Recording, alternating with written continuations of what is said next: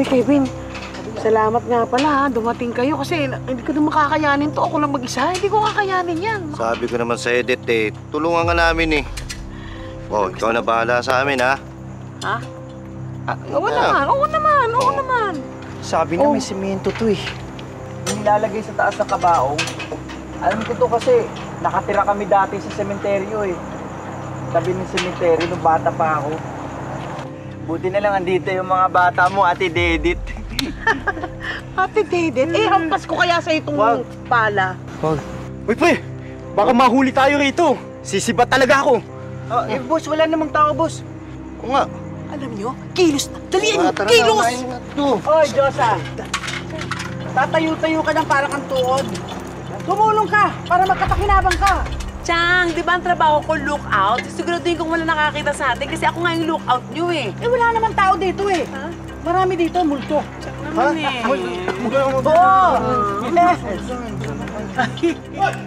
Hoy! Ano ginagawa nyo? Nanakaw kayo, no? Ay, kuya, hindi ho. Inutusan kami nung may-ari nitong nung bangkay.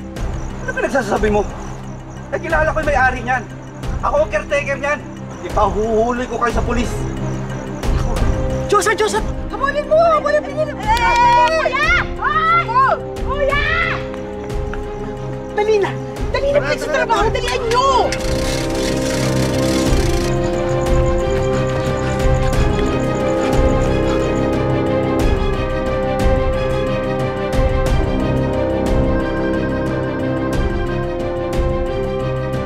Hello? Hello, ma'am. Si Jonard po ito. Yung caretaker sa cemetery. Who's that, Daphne? Si Junard daw po, yung caretaker ng cemetery. Ano kailangan nyo? Ma'am, yung puntod po ni Moira Rotakio. Ano po eh? Ano po meron sa puntod ni Moira?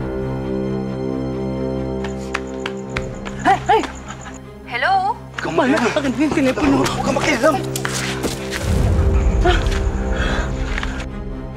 Anong nangyayari? Hindi na po sumasagot eh. Hello? Ano nga ang sinabi sa'yo? Kuya! Hindi niyo na po tinuloy eh. Pero tungkol daw po sa puntod nyo? Anong nangyayari sa puntod ko? Ako na nga kakausap. Hello, ako na ang kumausap dyan dahil hindi ka kilala niyan. Hello?